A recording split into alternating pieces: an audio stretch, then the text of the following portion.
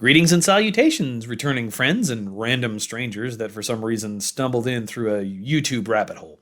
Probably left that autoplay on again. Well, welcome to the the first episode of What I Played. I don't know, that's what I'm going to call it. This is a real big change from my usual format of sitting behind the controller and playing a game completely silent. Like some weird nerdo who broke into your house and started playing games while you're taped up beside me on the couch. And to be honest, that idea doesn't sound too bad to me. Making new friends is hard. The silent approach has its benefits and drawbacks. I enjoy the anonymity of not being front and center of what's going on. Like fucking streaming. Have you ever tried that shit? It really takes the life out of you. Always having to be on the A game and having to interact with weirdos in real time. It is really taxing on the psyche. I like letting the game speak for itself, but it doesn't leave a lot of room for expressing myself.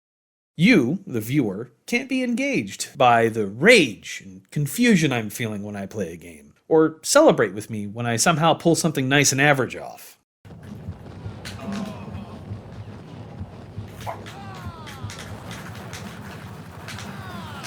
Yes! Yes! I did it! Honey, I beat the boss! Who fucking cares? So, I've decided to become another carbon copy video essayist. So here's the deal. I play the game, tell you how I feel about it, and let you know if I recommend it or not. I mean, I'm just another asshole on here with an opinion on a platform with all kinds of assholes with all kinds of opinions. My main hope by doing this series is to at least be a little bit entertaining. Hopefully you'll have a good time along the way. So I've taken some time to consider what game I should start this series off with. Well, I guess it will be a series. We'll see how this goes, and if I can keep putting this much effort into making videos, which is half-assed at best. Anyways, it dawned on me that it should be a game that left a lasting impression on me. Naturally, it would be one of the first games I got as a young man of 15 or 16 years old. A game that, after all these years, I know like the back of my hand, and could play over and over again without getting tired of it. A game that has been living rent-free with me since I got it. It all began on Christmas in 2001, or was it 2002? Listen, man, I'm an old bastard, and I did my fair share of partaking in some less than beneficial recreational fun back in the day, so you'll have to pardon my fuzzy memories. Times and dates are a little distorted for me, and 2005 was fucking yesterday, and I'll fight you about that. Anyways, the first console that I got that wasn't some beat-up hand-me-down from an older sibling or a junker that we found at a swap meet was a used Xbox that showed up for me on Christmas. Now, looking back, I played it on a TV that was one of those 20-inch tube-type TV VCR combos, probably a Gold Star TV. We were broke. And I'm not even sure where they got the money for that damn Xbox. But holy shit, my very own big boy gaming system. Now, most people got their start with the standard Halos or Fusion Frenzy. Not me. Oh no. My first game for the Xbox was Max motherfucking Payne.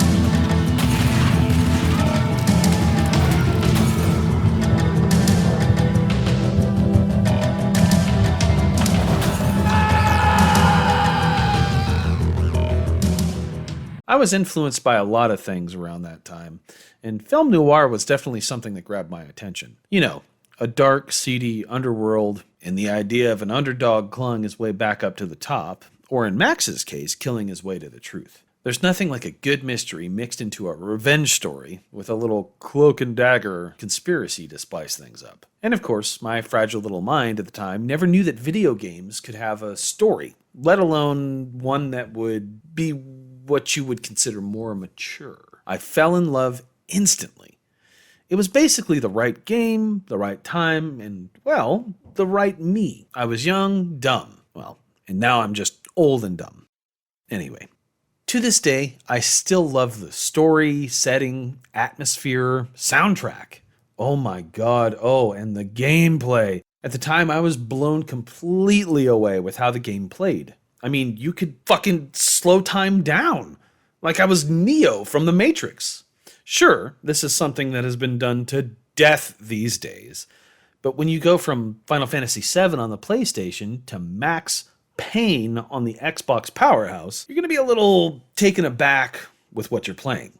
I mean, I was playing kiddie, colorful Jumpman pew-pew games and then thrown into a story with sex workers and drugs. Drugs I ain't even heard of before. That's a big leap in gameplay and story for little old me. Thank God there wasn't all that much censorship in my house growing up. I don't think that Max Payne would have hit me quite the same way if I were any older. It was the perfect time for the game to get its hooks into me. I mean, by 10 years old, I had seen the three-titty lady in Total Recall and the insanity of Kickboxer, and Max Payne just gelled with all that macho man bullshit media. So, I won't go too much into the details of the story, as that you might want to pick this up and give it a play for yourself. But I have to be honest about one thing. The beginning hits hard. Like a fucking Mack truck on amphetamines hard.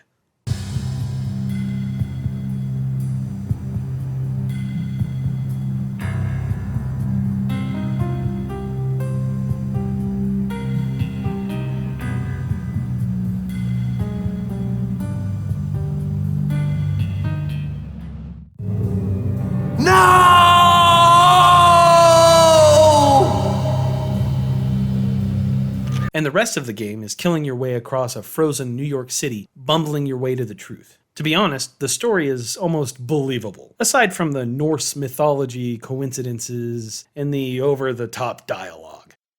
But that's what makes the game great for me. The characters and one-liners in the game are pretty damn good. The story aspect that isn't delivered in-game is a cutaway to a comic book graphic novel that some people can find pretty forgettable, but I have to admit, it holds a special place in my heart, and I will watch them each and every time I do a playthrough of this masterpiece of violence. Yes. Max Payne can be ball-blistering hard in some parts, to be honest.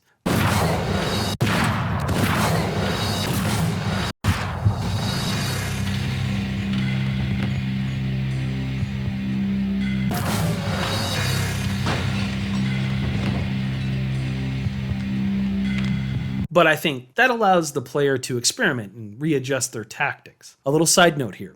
If you're going to play the game, I find it's best to use bullet time to acquire a target and then go back to normal time to kill them. This allows you to save bullet time for emergencies. And when I first played Max Payne, I had no idea there was a button for bullet time only. I only knew about the shoot dodge, which you jump in a direction and time slows down. Although this is cinematic, the bullet time only button is a way more useful option. So keep that in mind. Anyway, I love the whole game, if you couldn't tell already. Except for the drug-induced hallucinations where you platform on trails of blood. Ugh. And the first time I hit a dead end in the trail of blood maze, I almost shit myself. That confusing mess could have gotten completely cut from the game, and I don't think I would have complained. I mean, honestly, I think my PTSD erases the memory of those fucking levels every time I play the game. Like taking an X back, and then you realize that this is why I left this person in the first fucking place. But on that same note, there is a great fourth wall break in one of those sequences that makes me cackle like a jackass every time I see it. The weapon selection in the game is also a bit on the believable side. You're starting out with the standard police issue pistol, and you work your way up to the more military grade weapons by late game. The jackhammer shotgun is fucking kick-ass to wield, and it makes me feel like I'm Terry Crews in the Expendables movie. To be honest, it always felt amazing when I could gun down a group of dudes without having used a bullet time aid, like some rhino charging DEA ninja agent. And it was always fun to save right before bursting into a room and see how many ways I could do a sweep and clear. The sniper rifle, on the other hand, is a bit awkward and sketchy as fuck, especially on a console gamepad. But I find it's better to just use the Desert Eagle for pinpoint long-range blasting away. For some reason, I always forget about the M79 grenade launcher. It just never seems to be a good option in the heat of a gunfight indoors. And the explosives in Max Payne, they do not fuck around. Catching hot shrapnel in this game puts you down fast. I really do wish they had a dedicated grenade button though. That would have been pretty kick-ass. Switching to an explosive in the heat of combat can be a bit clunky. The levels also flow pretty good too. From a frozen empty train station to a molting hot steel manufacturing plant, there's plenty to look at. My favorite will always be the rundown hotel. There's something believable about an almost never-ending shootout through a building that should have been condemned twice over. The level of interactivity is pretty good too. Be sure to open all the cabinets, turn on all the vibrating beds, and just basically press use on everything. The story of Max Payne could get on the razor blade edgy and scandalous seedy side, but that, in my opinion, is pretty much required for a noir criminal underworld story. The diary belonged to a hooker named Candy Dawn. The read would have made a vice cop blush. Had talks with the mystery hag over the phone again. Sent her the latest One-Eyed Alfred tape. As long as the hag keeps paying for the tapes, the old man could come every day for all I care. She had a nice sideline, making secret X-rated flicks of her clients and selling them to the highest bidder. It would get her killed if her V-fix for the day didn't do it first. The icky stuff is part and parcel with the violence and the gritty storytelling. Without some form of seediness, there just wouldn't be compelling story. And let's be honest, so much of the game's character was influenced by the goons talking with each other and contributed to the world building. One particular world building group of characters were the V-Head Junkies. Those guys made me a little anxious when I first played through the game. And by anxious, I actually mean those poor bastards scared the shit out of me as a kid. V-Head Junkies could go off without a warning. I had to be careful. You're gonna die. You're gonna die.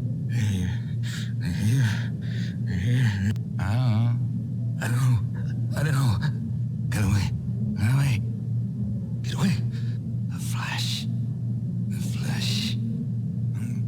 I'm gonna die. Oh, man. Messy inside. Get away. Get away. I don't know. The alternate world television in Max Payne can be kind of fun as well. Sometimes there's TV shows that you can catch snippets of in between goon eradication, and Captain Baseball Bat comics sprinkled around the levels have some vague foreshadowing of the story to come. Now, Lords and Ladies is a period drama show that I could take or leave, to be honest.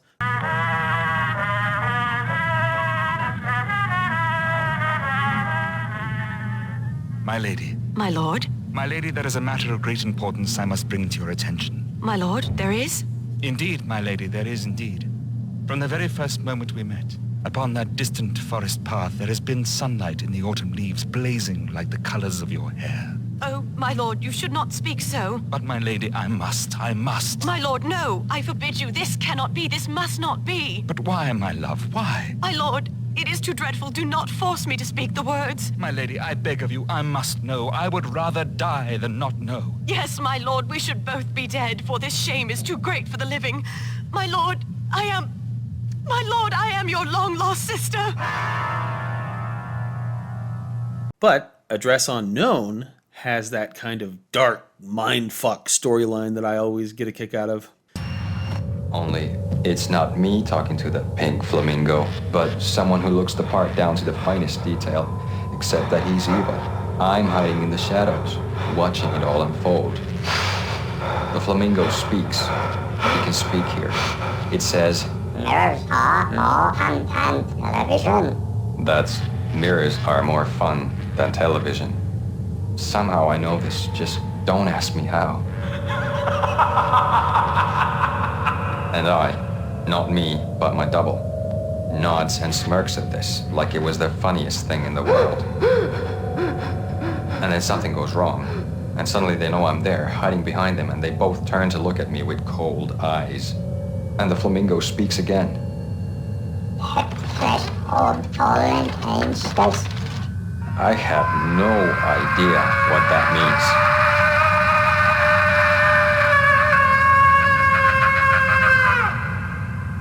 That's when I always wake up to my own scream in that brightly lit white hospital room, strapped to my bed.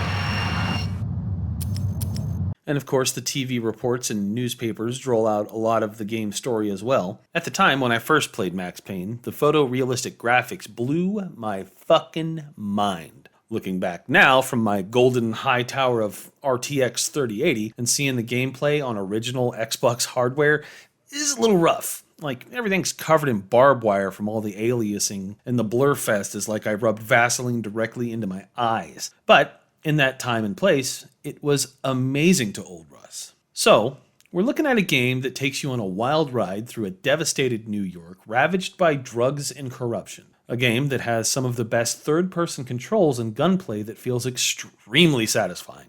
Especially the dual Berettas, I might say. Obviously, I absolutely recommend it. And I have some fond, if fuzzy memories tied to it. So, yeah, it's definitely recommended. That's it, I suppose. All right. Okay, bye.